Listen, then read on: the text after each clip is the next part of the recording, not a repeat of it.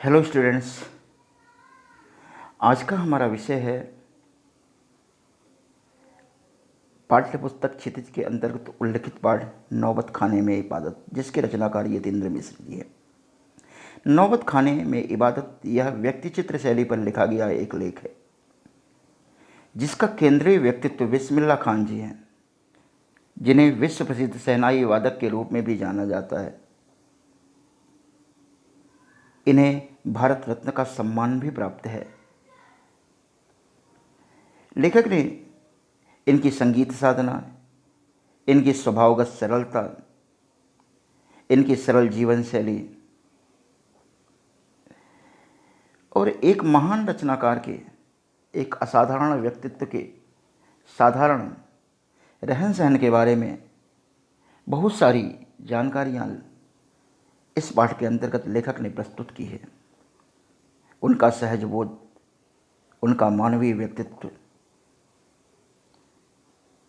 उनके जीवन का विशेष और विशाल आयाम, सबके बारे में लेखक ने इस पाठ के अंतर्गत विस्तृत व्याख्यान दिया है। आइए लेखक के जीवन के संबंध में, उनकी कृतियों के संबंध में कुछ जानकारियां हैं जो आपके बीच में हम साझा करते हैं। इनका जन्म अर्थात यतीन्द्र मिश्र जी का जन्म 1977 में उत्तर प्रदेश के अयोध्या नामक स्थान पर हुआ था। लखनऊ विश्वविद्यालय से इन्होंने हिंदी भाषा में एमए किया। अर्धवार्षिक साहित्य पत्रिका का ये संपादन भी कर रहे हैं। 1999 साहित्य और कलाओं के संवर्धन और अनुशीलन के लिए सांस्कृतिक न्यास विमला देवी फाउंडेशन का संचालन भी कर रहे हैं। यदा कदा अयोध्या, अन्य कविताएं, जोड़ी पर आलाप, ये इनकी रचनाएं हैं। और इन्होंने गिरिजा देवी शास्त्रीय संगीत गायिका, ठुमरी गायिका के ऊपर उन्होंने एक विशाल, एक विस्तृत लेख प्रस्तुत किया है। और रीतकाल के अंतिम प्रतिनिधि कवि द्विजदेव की ग्रंथावली का सह संपादन भी किया। इस तरह से ये इनके जीवन से संबंधित, उनकी कृतियों से संबंधित कुछ प्रमुख जानकारियाँ थी जो हमने आपके बीच में रखी। आइए अब सीधे सीधे हम चलते हैं आपको लेकर के नौबत खाने में इबादत पाठ के विश्लेषण के ऊपर चर्चा करते हैं। पाठ के विश्लेषण की। नौबत खाने में इबादत, महल की डोढ़ी के ऊपर एक स्थान जहां बैठ करके शहनाई वादन किया जाता था, उस स्थान को हम नौबत खाना कहते हैं। इबादत का अर्थ होता है पूजा। नौबत खाने का में इबादत, इसे हम संगीत साधना के परिप्रेक्ष्य में भी ले सकते हैं। सन 1916 से 1922 के आसपास का काशी का समय, बनारस के पास एक स्थान है जिसे काशी कहते हैं, या ये हम कह लें कि काशी, बनारस का प्राचीन नाम काशी भी है। पंचगंगा घाट स्थित बालाजी का मंदिर की डोढ़ी पर नौबत खाना और नौबत खाने से निकलने वाली मंगल ध्वनि, शहनाई को मंगल ध्वनि का वाद्य यंत्र भी कहा जाता है। अमरुद्दीन अभी 6 साल का है और बड़ा भाई शमसुद्दीन 9 साल का। अमरुद्दीन को पता नहीं कि राग किस चिड़िया को कहते हैं, और ये लोग हैं मामू जान वगैरह।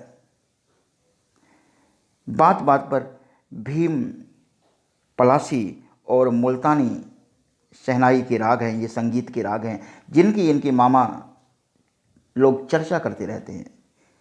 क्या अर्थ हो सकता है इन शब्दों का?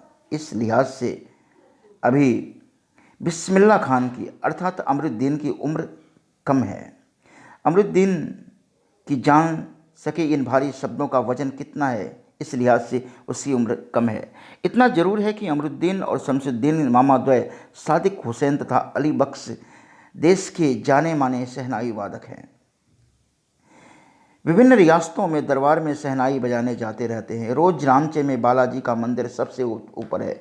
रोज नामचे का अर्थ है कि रोज शहनाई बजाने का जो क्रम होता था उसमें बालाजी का मंदिर सबसे पहले नंबर पर आता था। सबसे पहले शहनाई के सुर उसी बालाजी के मंदिर में बालाजी के चरणों पर समर्पित किए जाते थे। हर दिन की शुरुआत वहीं ड्योढ़ी पर होती। मंदिर के विग्रहों को पता नहीं कितनी समझ है, जो रोज बदल बदल कर मुल्तानी, कल्याण, ललित, कभी भैरव रागों को सुनते रहते हैं। मंदिर के विग्रहों को अर्थात मंदिर के पुजारियों को न जाने कितनी समझ है कि ये अलग अलग रागों को वो सुनते रहते हैं। ये खानदानी पेशा है अली बख्श के घर का। उनके अब्बाजान भी यहीं ड्योढ़ी पर शहनाई बजाते रहते हैं। अली बख्श के घर का उनके अब्बाजान अर्थात अमरुद्दीन या बिस्मिल्लाह खान के नाना। अमरुद्दीन का जन्म डुमराव बिहार के संगीत प्रेमी परिवार में हुआ था। 5 से 6 वर्ष डुमराव में बिताकर वह नाना के घर ननिहाल काशी चला आया। डुमराव का इतिहास में कोई खास स्थान नहीं है। डुमराव को बस विशेष रूप से इसलिए जाना जाता है कि डुमराव और शहनाई का कहीं न कहीं एक गहरा प्रगाढ़ संबंध है। शहनाई के वो मुंह पर जो रीढ़ लगाई जाती है, वह घास जो पोली होती है, जिसके सहारे शहनाई में राग फूके जाते हैं, वह रीढ़, वह घास, वह नरकट डुमराव गांव में सोन नदी के किनारे पाई जाती है। इतनी सी महत्ता है डुमराव गांव की, जिसके कारण शहनाई जैसा वाद्य बजता है। फिर अमरुद्दीन जो हम सबके प्रिय हैं, अपने उस्ताद बिस्मिल्लाह खान साहब, उनका जन्म स्थान भी डुमराव ही है। उनके परदादा उस्ताद सालार हुसैन खां डुमराव के निवासी थे। बिस्मिल्लाह खान उस्ताद पैगंबर बख्श खां और मिट्टन के छोटे साहबजादे हैं। बिस्मिल्लाह खान उस्ताद पैगंबर बख्श खां इनके पिता का नाम और मिट्टन इनकी माँ का नाम। ये इनके छोटे साहबजादे हैं, छोटे बेटे हैं। अमरुद्दीन की उम्र अभी 14 साल है। मसलन कहने का मतलब है कि बिस्मिल्लाह खान की उम्र अभी 14 साल है। वहीं काशी, वहीं पुराना बालाजी का मंदिर, जहां बिस्मिल्लाह खान को नौबत खाने रियाज के लिए जाना पड़ता है। मगर एक रास्ता है बालाजी मंदिर तक जाने का। यह रास्ता रसूलन बाई, बतूलन बाई के यहाँ से होकर जाता है। बालाजी के मंदिर तक जाने का रास्ता रसूलन बाई और बतूलन बाई, 2 गायिका बहनों के कोठे के पास से होकर के जाता है, जहाँ अक्सर संगीत के कार्यक्रम, गायन वादन का कार्यक्रम हमेशा चलते रहते हैं। इस रास्ते से अमरुद्दीन को जाना अच्छा लगता है। उस छोटे से बालक को इस रास्ते से गुजरना अच्छा लगता है। इस रास्ते न जाने कितने तरह के बोल बनाओ, कभी ठुमरी, कभी टप्पे, कभी दादरा के मार्फत ड्योढ़ी तक पहुंचते रहते हैं। इन संगे गायिका बहनों के द्वारा गाए जाने वाले दादरा, मारड और टप्पे, ठुमरी, ये गीत शैलियाँ जो अलग अलग हैं, ये बालाजी की ड्योढ़ी तक पहुंचते रहते हैं, अमरुद्दीन के कानों में पड़ते रहते हैं। अपने ढेरों साक्षात्कारों में बिस्मिल्लाह खान साहब ने स्वीकार किया है कि उन्हें अपने जीवन के आरंभिक दिनों में संगीत के प्रति आसक्ति इन्हीं गायिका बहनों को सुनकर के मिली थी।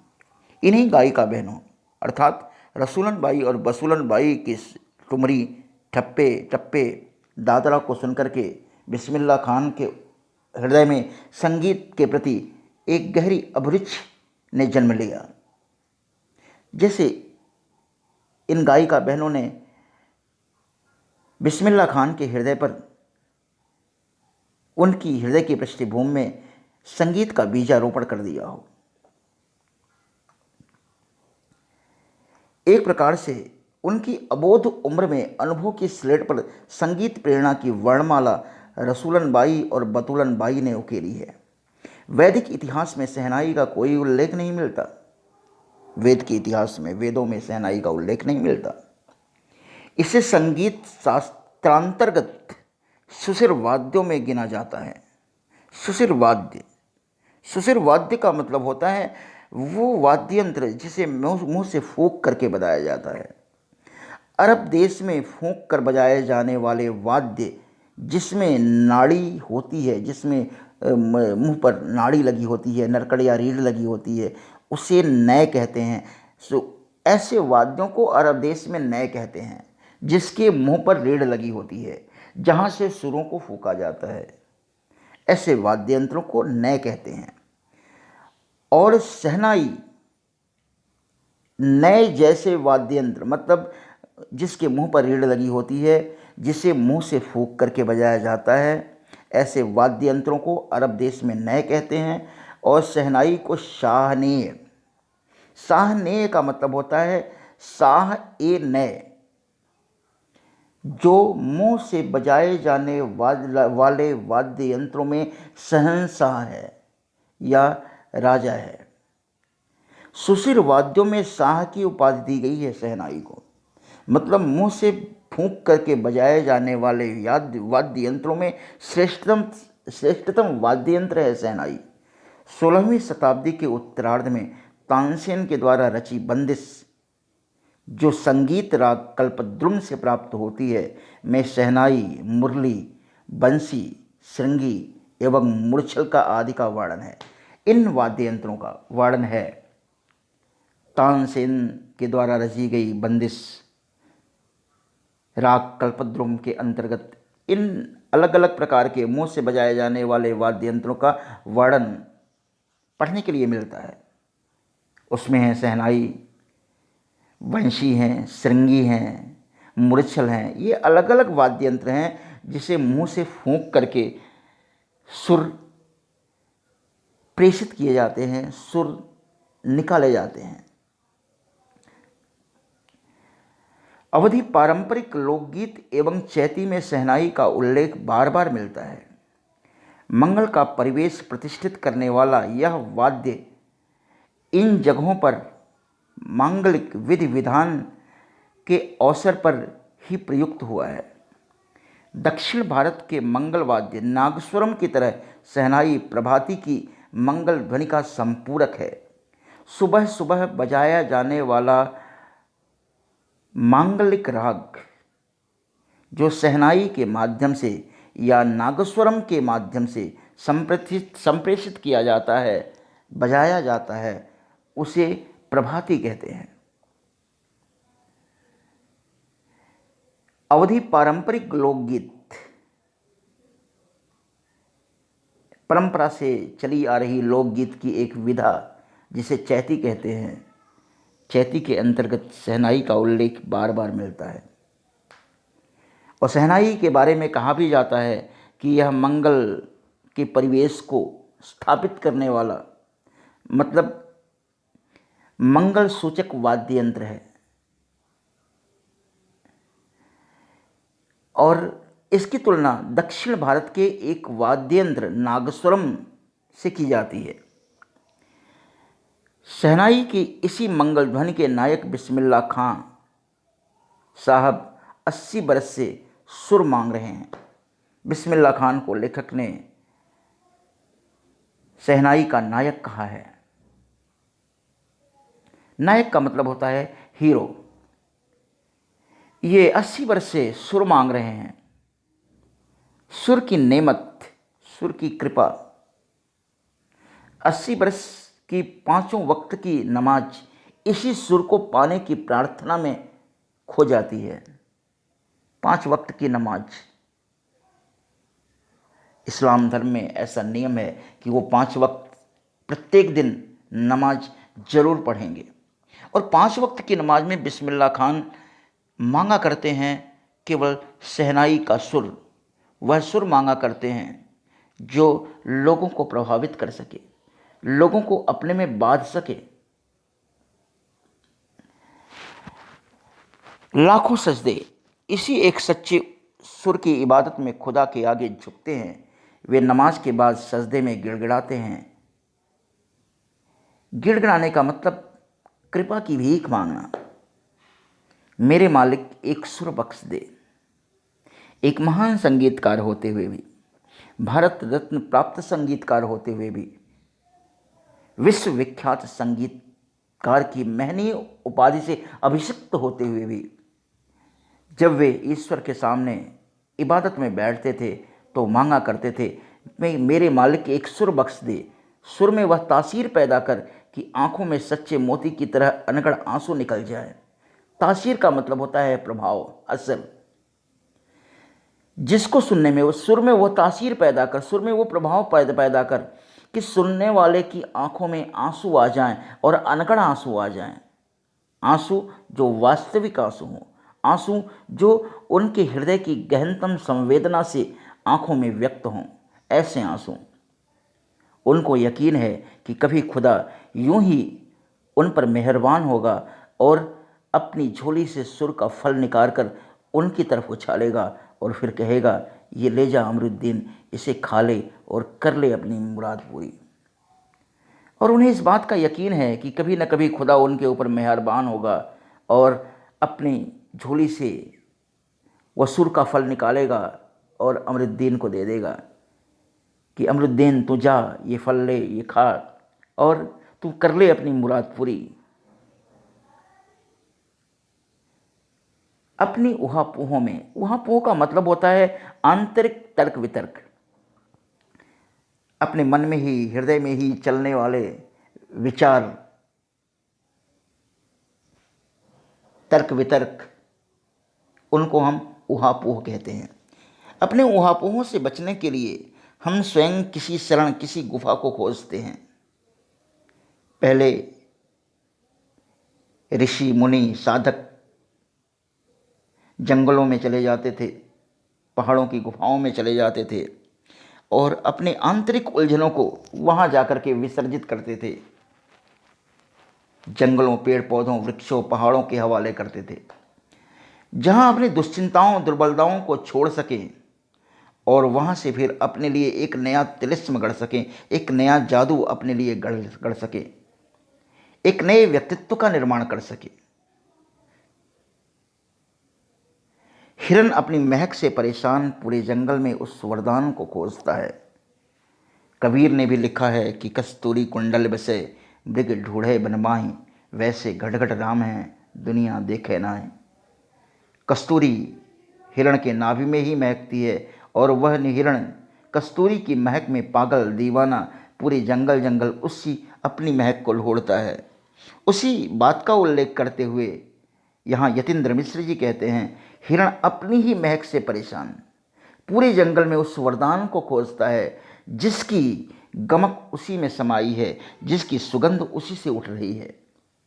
80 बरस से बिस्मिल्लाह खान यही सोचते आए हैं कि सातों सुरों को बरतने की तमीज़ उन्हें सलीके से अभी तक क्यों नहीं आई। बिस्मिल्लाह खान के अंदर भी वही हिरण वाली छटपटाहट है। सुरों का वह आकर्षण, सुरों का वह जादू जो उनके ही अपने ही हृदय से व्यक्त हो रहा है, उस सुरों के प्रभाव को, उस सुरों के जादू को, उस सुर के वरदान को वो कभी मस्जिदों, कभी मंदिरों में ईश्वर के सामने गिड़गिड़ा करके उसकी रहमत को प्राप्त करके देखना चाहते हैं, पाना चाहते हैं। बिस्मिल्लाह खां और शहनाई के साथ जिस एक मुस्लिम पर्व का नाम जुड़ा है वह है मुहर्रम। मुहर्रम का महीना वह होता है, मुहर्रम यह शिया मुसलमानों के गम का त्यौहार है, उदासी का त्यौहार है। मुहर्रम का महीना जब होता है जिसमें शिया मुसलमान हज़रत इमाम हुसैन एवं उनके कुछ वंशजों के प्रति आज़ादारी अर्थात शोक व्यक्त करते हैं। आज़ादारी व्यक्त करने का मतलब शोक व्यक्त करना, शोक गीत गाना,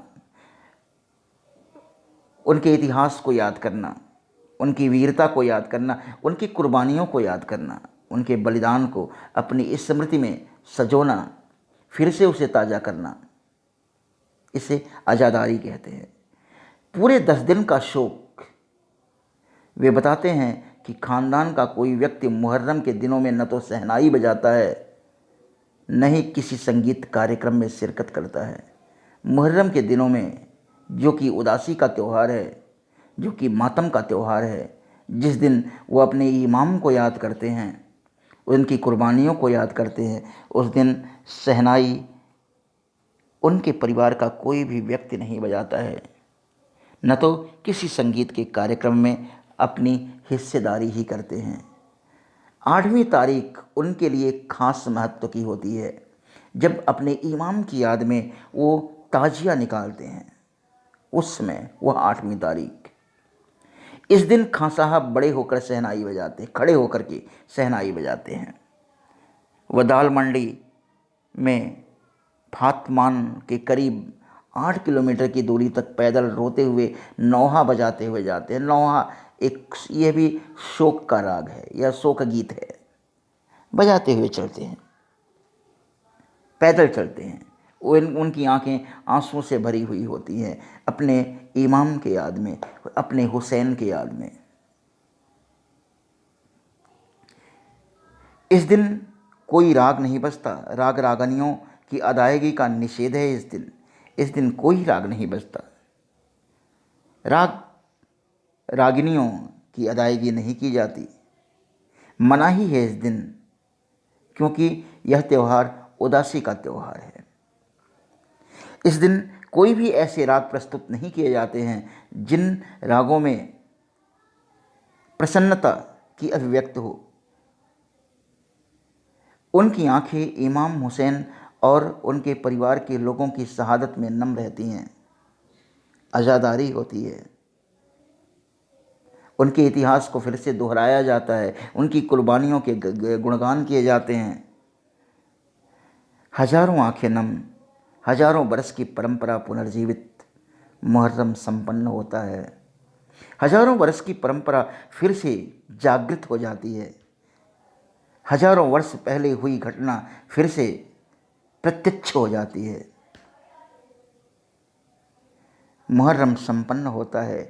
एक बड़े कलाकार का सहज मानवीय रूप ऐसे अवसर पर आसानी से दिख जाता है।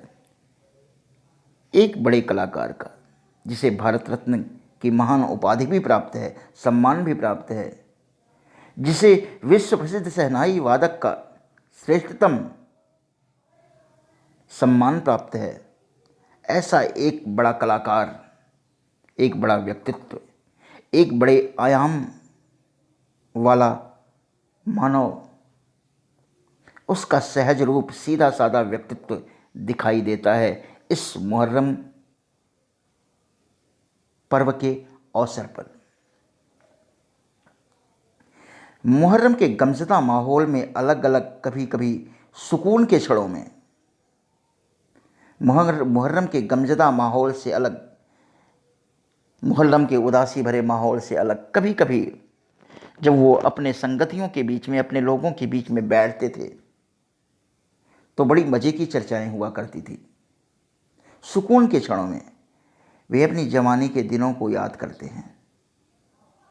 वे अपने रियाज की बातें नहीं करते हैं, अपनी संगीत साधना की बातें नहीं करते हैं, संगीत के प्रति अपने समर्पण की बातें उस समय नहीं की जाती हैं। उन दिनों वे अपने जुनून को अधिक याद करते हैं, अपने अब्बा जान और उस्ताद को कम। पक्का महाल की कुलसुम हलवाइन की कचौड़ी वाली दुकान, वह कचौड़ी की दुकान जिस पर वो कभी कचौड़ियाँ खाया करते थे, कुलसुम हलवाइन की कचौड़ी उन्हें याद आती है। गीता बाली और सुलोचना की ज़्यादा, ये उनके समय की फिल्म एक्ट्रेस हीरोइनें, उनकी भी उन्हें याद आती है। अपने लोगों के बीच में इस तरह की चर्चाएं, ऐसी चर्चाएं वो किया करते हैं और हास्य विनोद में समय गुजरा करता है। कैसे सुलोचना उनकी पसंदीदा हीरोइन रही थी, बड़ी रहस्यमय मुस्कुराहट के साथ गालों पर एक चमक आ जाती है। वह अपनी सुलोचना के बारे में चर्चा किया करते हैं कि कैसे सुलोचना के अभिनय के वे कायल रहे हैं, कैसे सुलोचना और गीता बाली के प्रति उनका आकर्षण इतना प्रबल रहा।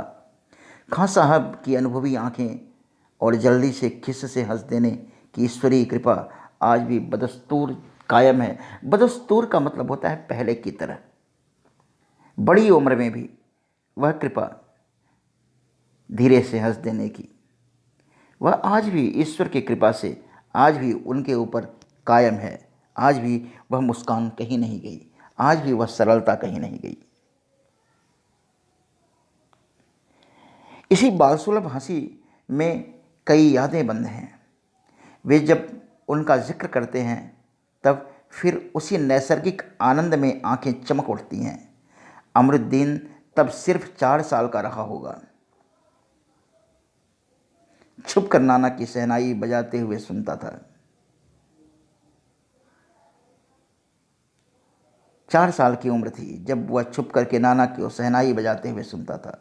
मतलब शहनाई के प्रति उनका आकर्षण बचपन से ही प्रबल था, एक गहरा आकर्षण था। रियाज के बाद जब नाना अपनी जगह से उठ करके चले जाएं, तब जाकर ढेरों शहनाइयों की भीड़ में वह नाना वाली शहनाई ढूंढता और एक एक शहनाई को फेंक कर खारिज करता जाता। सोचता लगता कि मीठी वाली शहनाई दादा कहीं और रखते हैं, ये मीठी वाली शहनाई दादा कहीं और रखते हैं। जब मामू अली बख्श खां वह अपने नाना की शहनाई को एक शहनाई को बजाता, लेकिन किसी भी शहनाई से वैसा सुर प्रकट नहीं होता जैसा सुर प्रकट होना चाहिए था। तब वह एक शहनाई को खारिज करता जाता, निगलेक्ट करता जाता और उस शहनाई को खोजने का प्रयास करता जिस शहनाई से वह सुर प्रकट हो सके, जैसा सुर उनके नाना शहनाई के द्वारा व्यक्त करते हैं। जब मामू अली बख्श खां जो गुरु भी थे संगीत के क्षेत्र के, शहनाई बजाते हुए सम पर जाएं, तब वह धड़ से एक पत्थर जमीन पर मारता था। शहनाई बजाते हुए जब वो उनके मामा सम पर जाते थे तो यह अमीरुद्दीन, जिसकी अवस्था बेहद कम थी, वह धड़ से एक पत्थर जमीन पर मारता था। सम का मतलब होता है ताल का एक अंग। संगीत में वह स्थान जहाँ लय की समाप्ति और ताल का आरंभ होता है, जहाँ लय की समाप्ति होती है और ताल का आरंभ होता है, संगीत के क्षेत्र में उस स्थान को, उस बिंदु को सम कहते हैं। और जब सम पर उनके मामा जाते थे तो वह धड़ से एक पत्थर जमीन पर मारता था। सम पर आने की तमीज उन्हें बचपन से ही आ गई थी, मगर बच्चे को यह नहीं मालूम था कि दाद वाह करके दी जाती है, सिर हिला करके दी जाती है, पत्थर पटक कर नहीं। एक बच्चे को इतना मालूम नहीं था कि दाद कैसे दी जाती है, तो वह अपने तरीके से दाद देता था, उसका दाद देने का तरीका अपना था। और बचपन के समय फिल्मों के बुखार के बारे में तो पूछना ही क्या। उस समय थर्ड क्लास के लिए 6 पैसे का टिकट मिलता था। अमरुद्दीन 2 पैसे मामू से, 2 पैसे मौसी से, 2 पैसे नानी से लेता था, फिर घंटों लाइन में लगकर टिकट हासिल करता था। पिक्चर हॉल के बाहर लंबी लाइन में लगकर घंटों संघर्ष करके पिक्चर को देखने के लिए टिकट हासिल करता था। इधर सुलोचना की नई फिल्म सिनेमा हॉल में आई, उधर अमरुद्दीन अपनी कमाई लेकर चला। फिल्म देखने जो बालाजी के मंदिर पर रोज़ शहनाई बजाने से उसे मिलती थी। रोज़ बालाजी के मंदिर पर शहनाई बजाने से उसे जो पैसा मिलता था, उस पैसे से वह फिल्म देखने के लिए जाया करता था। जब कभी से सुलोचना और गीता बाली, उनकी पसंदीदा एक्ट्रेस की फिल्में लगती थी, तो अमरुद्दीन अपनी पूरी तैयारी के साथ, अपनी कमाई के साथ जाया करता था। उस पर यह शौक ज़बरदस्त कि सुलोचना की कोई नई फिल्म न छोड़ जाए, सुलोचना की कोई नई फिल्म छूट न जाए। एक बच्चे में यह जुनून, यह शौक, एक बड़े बिस्मिल्लाह खान अपने बचपन के बारे में ये सारी बातें, ये सारी जानकारियाँ अपने लोगों में साझा किया करते हैं और हास्य विनोद में समय बीतता रहता है। और कुलसुम की देसी घी वाली दुकान वहाँ की संगीत में कचौड़ी इस तरह, क्योंकि कुलसुम जब कलकलाते घी में कचौड़ी डालती है, खोलते हुए घी में जब कचौड़ी डालती है, तो कचौड़ी बनाने के प्रति उसकी जो निष्ठा है, उसकी लगन है, बिस्मिल्लाह खान को उसकी लगन में अपने शहनाई के प्रति गहरी निष्ठा का आभास मिलता है। उसमें छन्न से उठने वाली आवाज़ जब कचौड़ी कलकलाते हुए घी में पड़ती है, उस आवाज़ में बिस्मिल्लाह खान को अपनी शहनाई के राग से उठने वाले आरोह और अवरोह दिखाई देते हैं। आरोह और आरोह मतलब संगीत का उतार और चढ़ाव दिखाई देता है। कुलसुम हलवाई की कचौड़ी बनाने की गहरी निष्ठा में, गहरी लगन में उन्हें संगीत का आरोह और अवरोह दिखाई देता है। राम जाने कितनों ने ऐसी कचौड़ी खाई होगी। लेकिन कहते हैं राम जाने कितनों ने ऐसी कचौड़ी खाई होगी जिस कचौड़ी ने बिस्मिल्लाह खान की शहनाई में राग भर दिया, अनुराग भर दिया, गहरी लगन दे दी। कितनों ने ऐसी कचौड़ी खाई होगी न जाने। मगर इतना तय है कि अपने खां साहब रियाजी और स्वादी दोनों रहे हैं, और इस बात में कोई शक नहीं कि दादा की मीठी शहनाई उनके हाथ लग चुकी है। इस बात में कोई शक नहीं, दादा की मीठी शहनाई उनके हाथ लग चुकी। कहने का मतलब है दादाजी की वह कला उनके हाथ लग चुकी है। दादाजी के शहनाई बजाने का वह महारत, वह दक्षता, वह निपुणता बिस्मिल्लाह खान के हाथ लग गई है। वह ट्रिक, वह तरीका बिस्मिल्लाह खान के हाथों लग गया है। काशी में संगीत आयोजन की एक प्राचीन अद्भुत परंपरा है। यह आयोजन पिछले कई वर्षों से संकट मोचन मंदिर में होता आया है, आज भी होता है। यह मंदिर शहर के दक्षिण में लंका पर स्थित है। वह हनुमान जयंती के अवसर पर यहाँ 5 दिन शास्त्रीय एवं उपशास्त्रीय गायन वादन की उत्कृष्ट सभा होती है। 5 दिन तक शास्त्रीय उपशास्त्रीय गायन की उत्कृष्ट सभा होती है इस संकट मोचन मंदिर पर। इसमें बिस्मिल्लाह खान अवश्य रहते हैं। अपने मजहब के प्रति अत्यधिक समर्पित उस्ताद बिस्मिल्लाह खान की श्रद्धा काशी विश्वनाथ जी के प्रति भी अपार है। काशी विश्वनाथ के प्रति भी इनकी गहरी श्रद्धा है। अपने मजहब के प्रति गहरी निष्ठा रहते हुए भी और दूसरे मजहबों के प्रति भी उनके हृदय में आदर और सम्मान की भावना है। वे जब भी काशी के बाहर रहते हैं तब विश्वनाथ व बालाजी के मंदिर की दिशा की ओर मुंह करके बैठते हैं और थोड़ी देर ही सही मगर उसी ओर शहनाई का प्याला घुमा दिया जाता है। थोड़ी देर कहीं भी रहते हैं, देश के किसी कोने में, विश्व के किसी कोने में जब वो रहते हैं तो शहनाई का पहला सुर जो समर्पित होता है वह बालाजी के मंदिर की ओर होता है। थोड़े ही समय के लिए, लेकिन शहनाई का प्याला बालाजी के मंदिर की डायरेक्शन में, उस दिशा में घुमा दिया जाता है। खां साहब की एक रीढ़ 15 से 20 मिनट के अंदर गीली हो जाती है, तब वे दूसरी रीढ़ का इस्तेमाल कर लिया करते हैं। 15 से 20 मिनट पर एक रीढ़ खराब हो जाती है, तब शहनाई के मुंह पर दूसरी रीढ़ का इस्तेमाल वो करते हैं।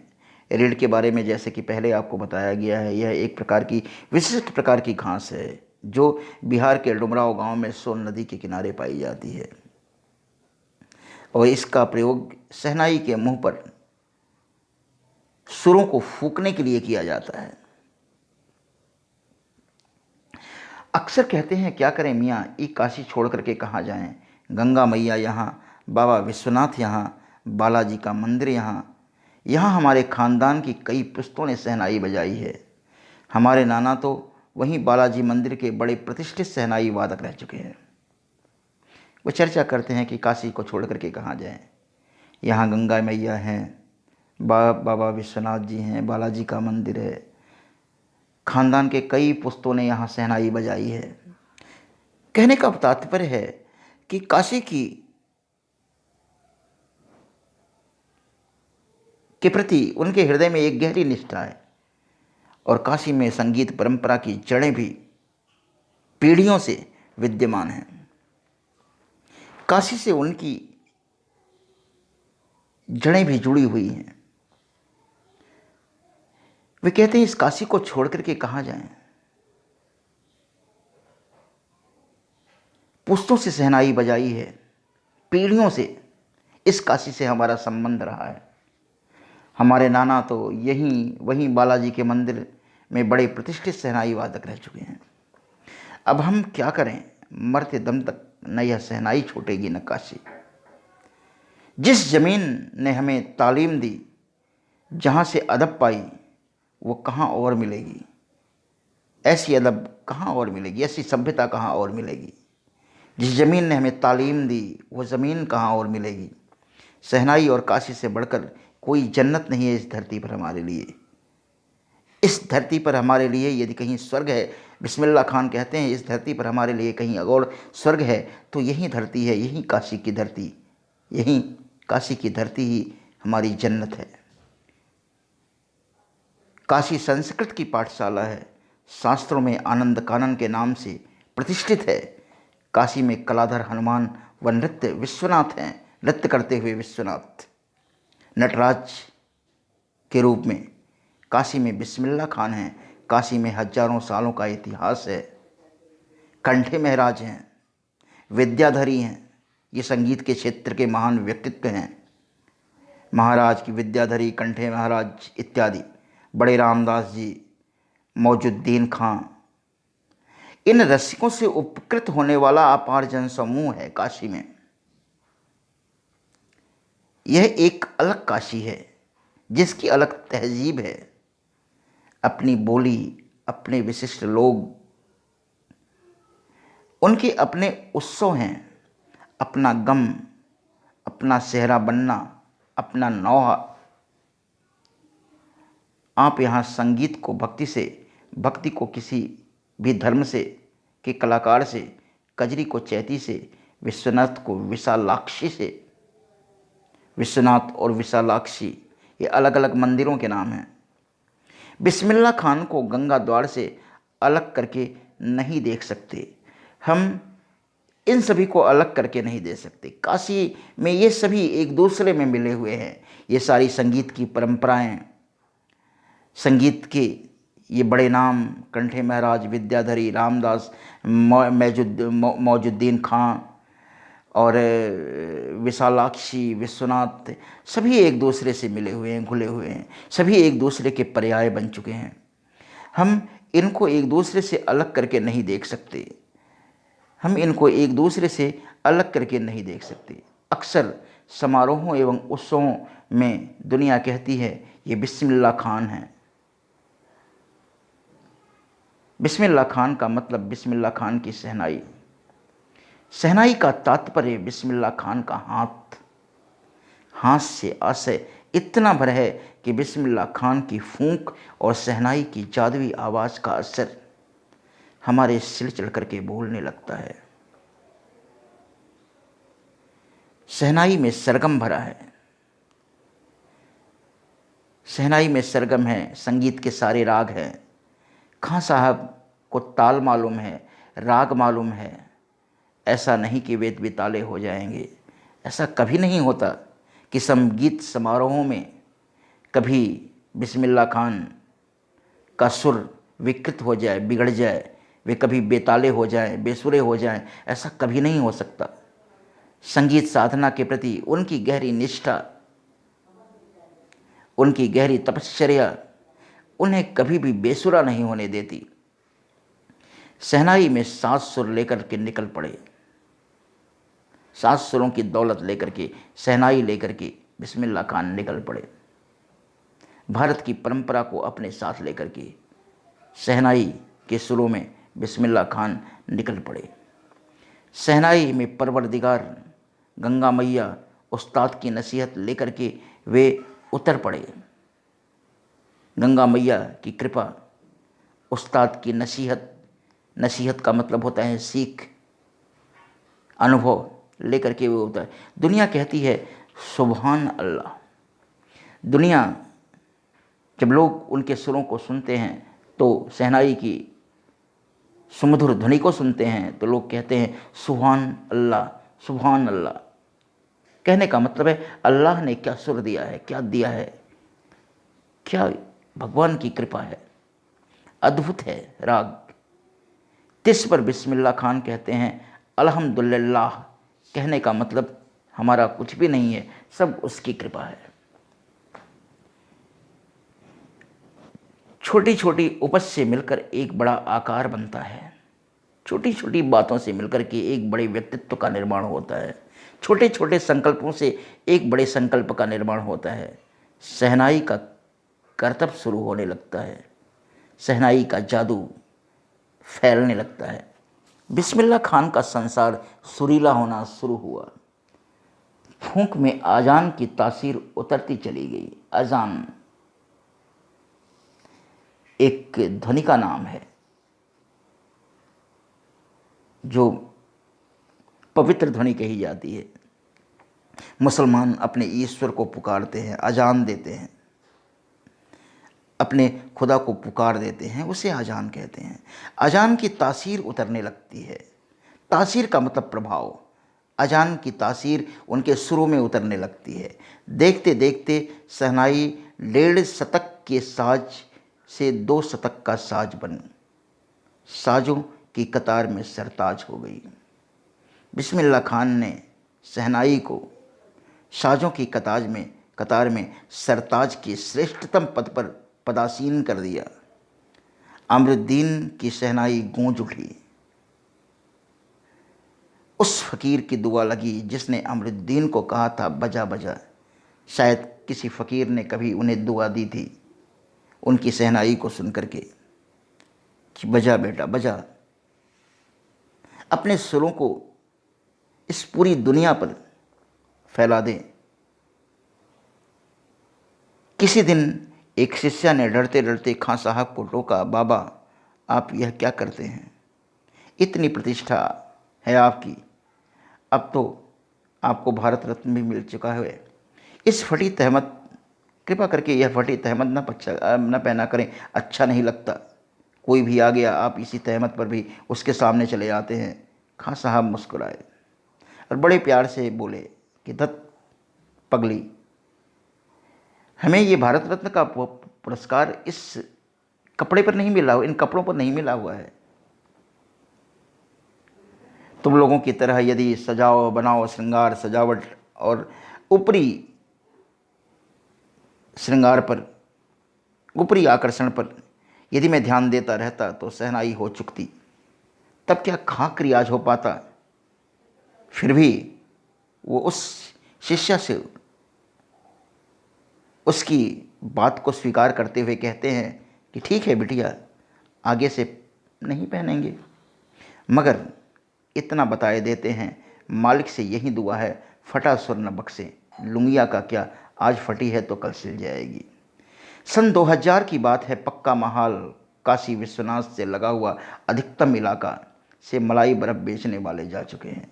बिस्मिल्लाह खान को इस मलाई बर्फ़ बेचने वालों की कमी भी खलती है। खां साहब को इसकी कमी खलती है। खां साहब के अंदर एक जो बचपना है, एक भोलापन है, वह उस भोलेपन के हृदय में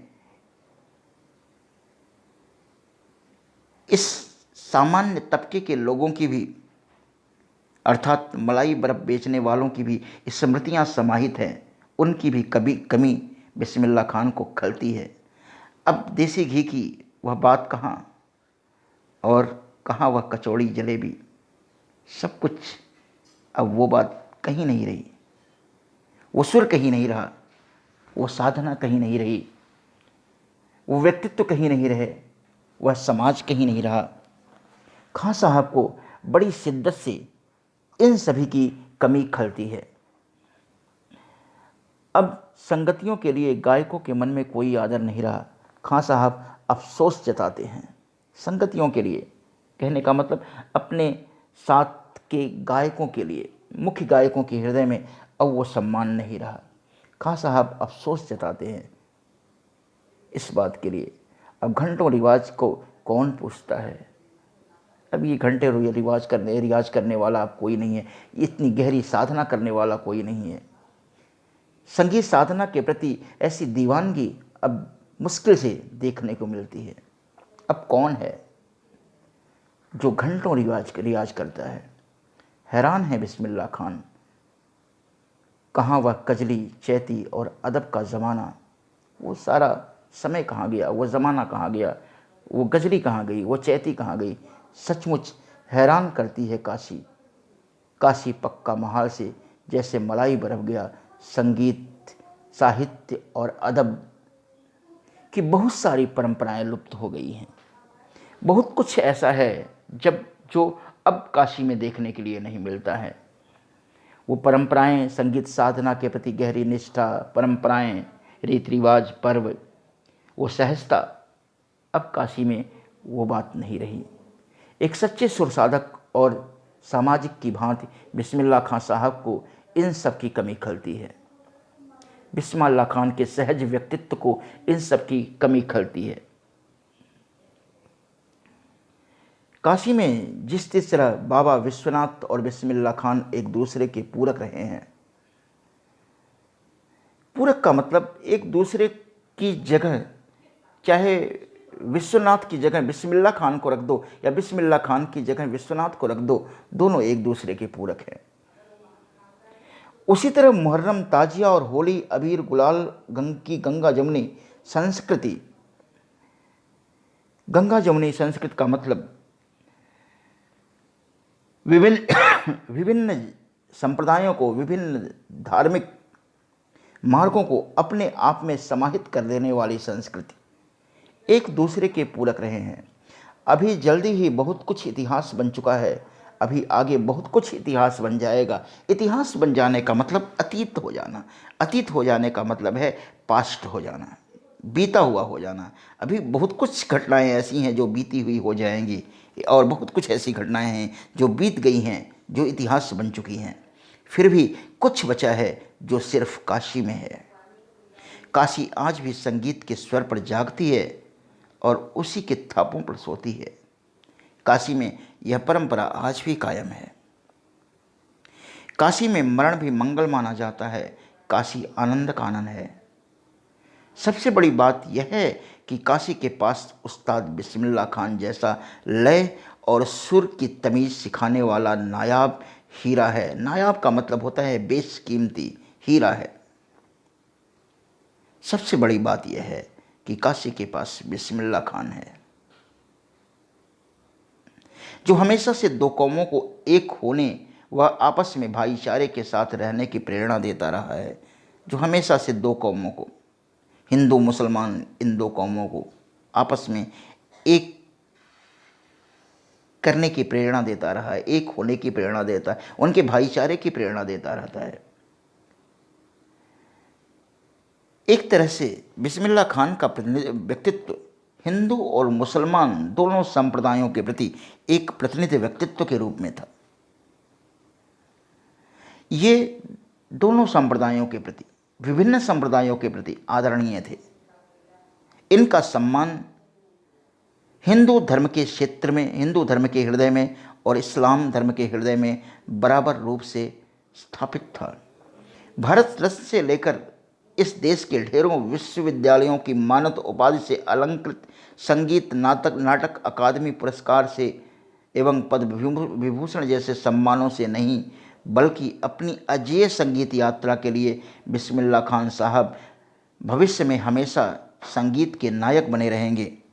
90 वर्ष की भरी पूरी आयु में 21 अगस्त 2006 को संगीत रसिकों की हार्दिक सभा से विदा हुए खां साहब की सबसे बड़ी देन यही है कि पूरे 80 वर्ष उन्होंने संगीत को संपूर्णता व एकाधिकार से सीखने की जिजीविसा को अपने भीतर जिंदा रखा। मतलब 90 वर्ष की उम्र में भी, मरते दम तक भी उन्होंने संगीत साधना के प्रति अपने इस आकर्षण बोध को, इस तपश्चर्या को जिंदा रखा और अपनी सरलता, सहजता को भी कायम रखा।